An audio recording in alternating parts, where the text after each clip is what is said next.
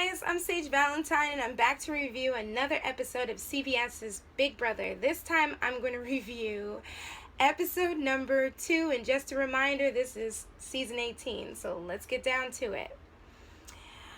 I'm just going to fast forward to the end of the episode and then just jump all around, so bear with me. Out of all the people to nominate next to Jose, Nicole chose Paulie. I was literally like, why? Why would she do this? This is not a good idea. Pretty much everybody was telling her, like, are you sure Paulie is a good idea? And even Nicole's own, like, mind and self and gut was telling her, like, if this backfires, Paulie could go home, and yet she still nominated him. Which could in turn make Paulie less loyal to the returnees, because the returnees are strong as a foursome, but they do need some newbies on their side. And out of all the house guests to pick, why Paulie?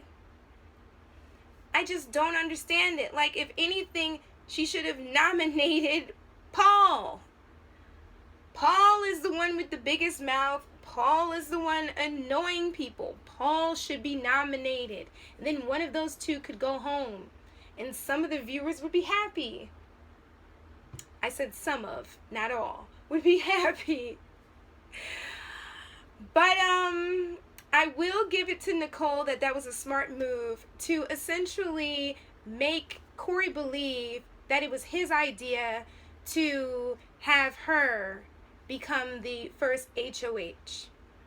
I'll give that to her. That was a smart move. But this whole Paulie thing on the block, I don't have a good feeling about it. And I really, honestly, on a side note, need to see these feeds, because I want to know what deal was made to keep Paul, or I mean, I wasn't too keen with Zakiya going on the block, because I was like, what did Zakiya do, to be honest? But Paul or anyone else, probably even, I'll just include Zakiya, to hell with it. Anyone else on the block besides Paulie next to Jose. Okay, so speaking of Jose, let's just get to it. Jose runs his mouth too much, and I feel like he just wrote a check that his mouth can't cash, because he decided to declare in front of Davon boldly that he is God's gift to the game, and the game was made for him, and he's gonna win that money, and his name is basically on the check. He's the Messiah of the game, which I was just like, dude, you don't have to be blasphemous. Like, come on. And he's saying this in front of Davon, and Davon's just like, and then she went and she told Nicole what he said. So he should not be surprised that he was put up on the block at all.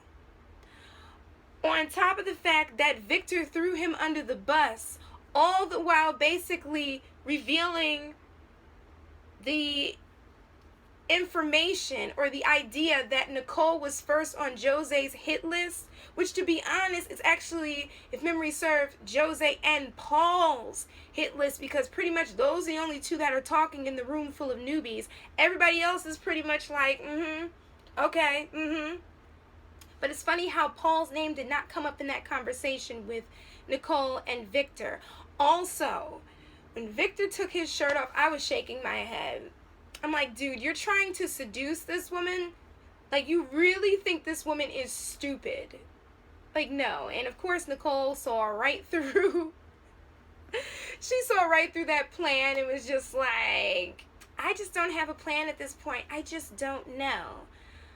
But again, like, Victor basically blew up his so-called friend's game.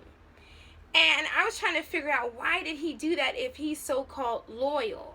But then I realized there are a lot of turncoats in this season, even more than other seasons, so I can't be surprised, because people already have their knives and daggers out, and they've only been in the house for, what, a couple of hours?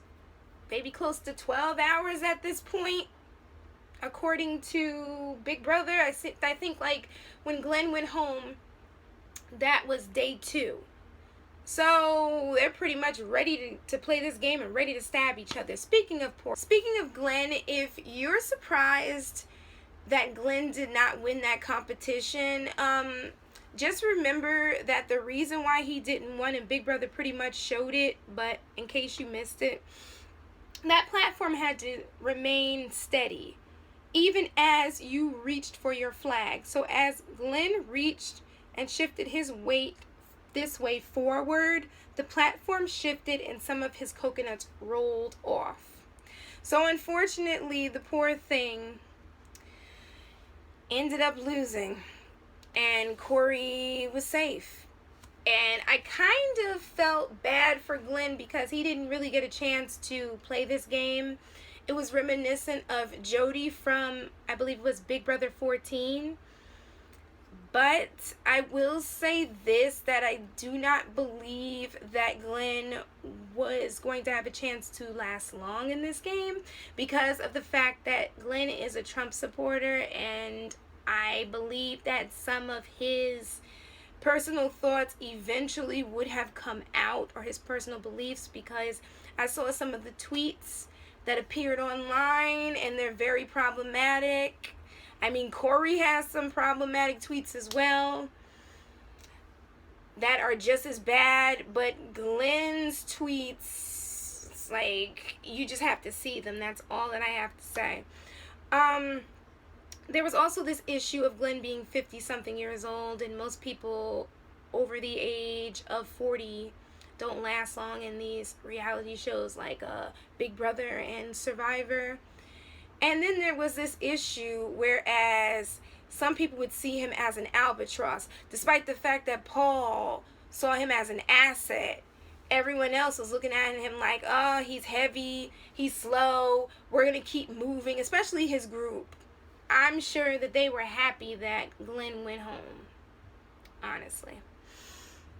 I think that the newbies are underestimating the vets, i.e. Frank, James, Davon, and Nicole. These 4 people are back in this game, and they are not about to make the same mistakes that they made during their seasons. I'm more than sure that Frank Udy watched the past 3 seasons. I'm more than sure that James brushed up by watching previous seasons. I'm sure Day did. I am more than sure out of all of them, Day definitely did it. And I'm sure that Nicole watched season 17 and the other seasons as well. I don't think they're going in this house with the same mindset that they had during their tenure within the house. I also think that the newbies are so bright-eyed and bushy-tailed that they're not paying attention to this. Their focus is to get out the returnees instead of focusing on just playing this game. And I'm sure some of you guys are watching this like, well, Sage, what in God's name do you mean? I mean, the newbies have a bigger advantage than the returnees. No. Because already that big alliance that Paul tried to create is fracturing. You've got Corey, who wants to work on his own with the returnees. You got Tiffany, who wants to work with the returnees. It seems like she does. You have Victor spilling everybody's tea. You have Paulie wanting to work with the returnees. I mean, things are fractured. And then you also have to take into account that when the house guests went into the house, and they showed this to us during the first episode yesterday, there was a small alliance being formed within this big newbie alliance. Like, the one thing that I'm noticing is that with these newbies, they are so focused on getting rid of the returnees that they can't keep their eye on the prize. They are there to win $500,000. Eventually, they're going to have to turn on themselves, but if they think that they're just going to be able to pick off the returnees one by one, back to back to back, it's not going to happen. Big Brother's not going to let that happen. Not that easily. I feel so sorry for the have-nots this season because they have to experience this whole carnival motif thing with like sleeping in bumper cars and having like clowns on the walls and flashing lights and I think that's the song that was playing in the background when they showed us the have-not room. On top of the fact that they have to eat slop. And slop is supposedly nutritious, but it looks so disgusting. It looks like oatmeal. And I like oatmeal, but it's just like that bland oatmeal with nothing in it. And they really can't put anything in it. I think they can put condiments on it. If I remember correctly from over the years, they've been able to like spice it up a little bit. Make slop cakes and slop waffles and things like that. But the idea of eating that just sounds so gross. But I wanted to say one thing about Nicole. Hopefully she doesn't make the mistake of truly trusting newbies like Corey.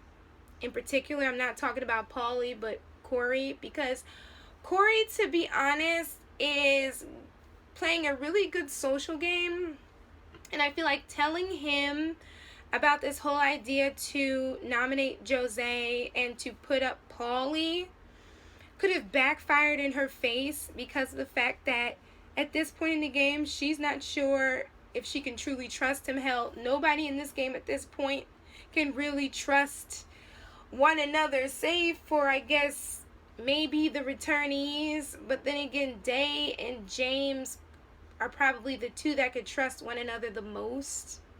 You see where I'm going with that one? But anyways, I heard a rumor, and I hope that it's not true, because I have been praying and tweeting Big Brother and begging them not to bring back Battle of the Block. But unfortunately, I heard this rumor that this new competition twist on Sunday might be Battle of the Block, and if it turns out to be Battle of the Block with a new name, I'm gonna be like so like out of it, because I cannot stand Battle of the Block. I think there are enough like crazy twists at this point, but it's not up to me. Obviously it's up to Big Brother, so that's about it. So I'm going to leave you guys a link in the description box below, a link to my first review of episode 1, as well as a link to my interviews review, like of the Big Brother first 12 cast members, their interviews and everything. I did a whole review video for that. I'm going to leave that below, as well as other links to other reviews that I have done over the past few months, the past year, and the past 2 years. So until next time, you guys take care. Let me know what you thought about Big Brother this season, and most of all, who you're rooting for and who you think has a chance to win. And at this point, I have no idea. No idea. But I love you guys. Take care. Bye, guys. Bye.